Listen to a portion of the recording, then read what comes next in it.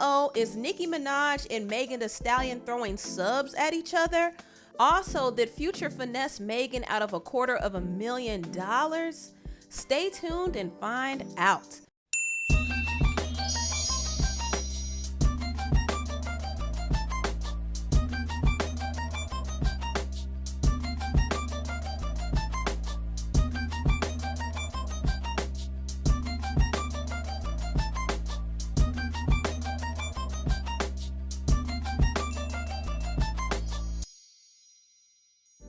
Hello everybody, welcome to the Empressive channel.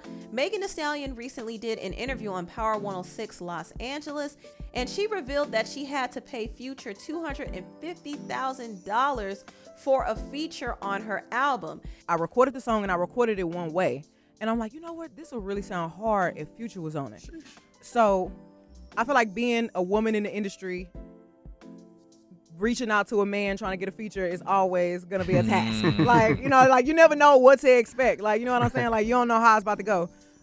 So how I went about it was, okay, somebody figure out what's Future feature price. Like, let's just ask him what's his feature price. Okay. And they was like, okay, $250. He wants $250K. I was like, okay, bet. Somebody go pull $250,000 out the account real quick. Yeah, somebody go pull $250,000 out the bank and go drop it off to Future and tell him I need the verse before he leave. Now, when Megan talked about this, a lot of people felt like Future finessed Megan out of a lot of money because the song that he was featured on, called Pressurelicious, didn't really do that well, and the song wasn't that great either. So I don't believe it was really worth Megan paying $250,000, but I do understand that there are artists in the industry who have a high fee. So Future is one of those artists. He's one of the biggest rap artists in the industry, and if somebody reaches out to him for a feature or for a song, that is what he's charging. Now, it can vary if he has a relationship with an artist or if he feels like he could benefit from a collaboration with an artist, he might not charge as much. That's just what I'm assuming, because I did hear in the industry a lot of artists do features for free if they have relationships with people. For example, Nicki Minaj did a feature on Trina's song Bat for free. That was a free feature, and that was because she was friends with Trina. So it can vary. Also, Future and Drake are friends, so I don't believe that they would be charging each other a high price because they both have collaborated in the past, and they know that when they collaborate together, it's always going to be a smash hit. I just think in this particular instance, Future didn't have any business connection or relationship with Megan Thee Stallion. I don't think he knows her personally at all. And it's possible that he might not be confident that he could benefit from a feature with Megan. So he charged her full price. That's how much he probably would charge anybody he didn't know personally. And this is just me assuming. Now, I do think it was a little strange that he didn't promote their song Pressurelicious when it dropped. If I were Megan, I would be kind of salty about that because she did have to pay a lot of money. Actually, her label was the one who paid that money, and a lot of that money is coming out of her budget. So either way, she's gonna have to pay it back down the line. So if I were in her position, I would feel like I was finessed, especially since Future didn't promote the song. Now, I do want to briefly move on and talk about Megan Thee Stallion's album, Traumazine. She dropped Traumazine last Friday, and I got a chance to really sit with the album and listen to it. And I could safely say that Traumazine is probably Megan's best work. It's definitely a step up from the other projects she released. Megan's past projects have been pretty mid to me. I have been underwhelmed with some of the music she released in the past couple of years, but Traumazine was an improvement. Of course, Megan was still talking about some of the same stuff she always talks about. She's always going to be sexual and braggadocious in her lyrics, but she did diversify her topics a little bit. She kind of opened up more about her mental health on this album, which I appreciated. Her songs like Not Nice, Anxiety, and Flip Flop were songs where she definitely opened up, especially on Flip Flop. Flip Flop was a bit sad because this is the first time she has really opened up about the death of her parents. And also, I do feel like Megan was subbing her ex-best friend Kelsey on a few of these songs. She also let out a lot of rage in some of her songs like NDA and Not Nice. She was really going in on the haters and the critics. She definitely had some things to get off her chest.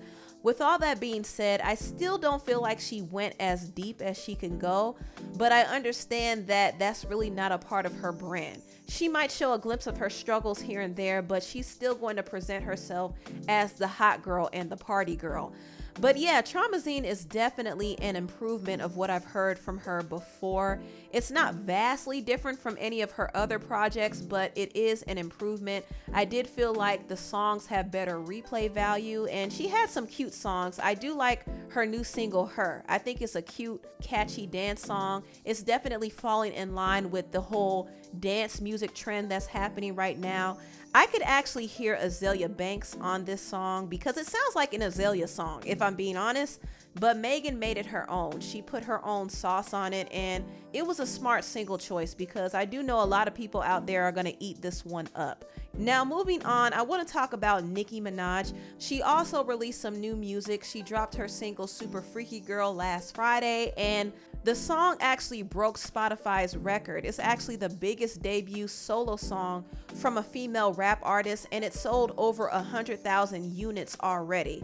And it's expected to debut in the top 5 on Billboard next week, so that is a pretty big deal.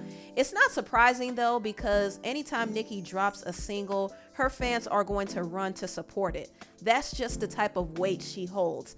Now, as far as the song is concerned, I wasn't super crazy about it, to be honest. I understand that this is Nicki's first commercial single from her upcoming album. The other single she released before has a more underground sound to it. I loved We Go Up. I loved Do We Have a Problem? But I understand that those type of songs aren't really commercial songs. A lot of people aren't into that gritty, raw hip hop sound. Nicki can give you that raw hip hop sound, but also she can make the pop songs. She can make the commercial songs. So I think she released Super Freaky Girl to kind of appease her commercial audience because she knows that this is what's going to sell. But I still didn't care for the song. I could acknowledge that she had the bars and the different flows, which she's always going to have, but the song itself is not really my favorite. Now, let's get to the mess, okay? So, word on the street is Megan and Nicki Minaj are throwing shots at each other in their songs. Now, Megan has a song on Traumazine called Gift and a Curse, and some of her lyrics said this: fix your face, B, you hurt, hurt, hurt. All that talking ain't making me nervous. Feeling yourself, put down them perkies. Megan also played this part of the song on her IG story, and some people feel like she was taking a shot at Nicki Minaj because she did reference Nicki's song Feeling Myself, and she also brought up the perk line, which I guess was her way of alluding to Nicki popping pills. And this was something Nicki alluded to in the past in her song Pills and Potions. So Megan could have very well been taking a shot at Nicki Minaj. She also could have been responding to Nicki's song Seeing Green, because in Seeing Green, Nicki said, these bees thirsty, I could see why they alcoholics. Now, Megan has been known to love herself some alcohol, so a lot of people thought that this was a dig at Megan, and it's possible that Megan may have felt the same. She probably thought that line was directed towards her, and she allegedly responded to that in her song Gift and a Curse. Now, what's interesting is Nicki Minaj has a Roman remix for her Super Freaky Girl song, and she added a third verse to the song, and she had a line in her verse that some are suspecting is directed towards Megan. She said, don't nobody want to hear that weak-ish. In the game, 15 ain't peaked yet. Tell that goofy get a chair. She was cocky, I could swear it. Till my old tape sold more than your album. Drop a tear. Now, Genius did write a whole annotation on this particular verse and said this may be directed towards Houston rapper Megan Thee Stallion. Nicki claims that her Beam Me Up Scotty re-release on streaming services sold more than Megan's Something for the Hotties tape. Well, actually, Beam Me Up Scotty not only sold more than Something for the Hotties, but it also sold more than Traumazine. Beam Me Up Scotty sold 80,000 units in the first week it was released on streaming platforms. And mind you, this is a 12-year-old mixtape. Now, if you look at Megan's sales, Megan's Something for the Hottie album sold 33,000 units in its first week. And also, I believe Traumazine sold close to 60,000 in its first week. Some reports are saying 58,000. But either way, Nicki's 12-year-old mixtape outsold both of Megan's albums. So looking back on all of this, I could definitely sense some shade thrown between the two of them. However, I respect the fact that they're addressing it in the music. Both Nicki and Megan are talented rappers, and they're real rappers. They write, and if they have something on their mind, they're gonna go to the booth and address it. That's what real rappers do. But it is unfortunate that Nicki and Megan fell out though, because at one point they were cool and they collaborated on Megan's Hot Girl Summer song, but something changed between them. I know some people feel like Nicki stopped messing with Megan after Megan collaborated with her nemesis Cardi B, but I feel like there's more to the story than that. I feel like there's something that transpired behind the scenes that we don't know about, and it created this tension between the two of them. I don't know. It's kind of a silent tension though, because neither one of them are coming out and saying it, but they both are subbing each other, and it's kind of making me feel like there is some sour energy between the two of them.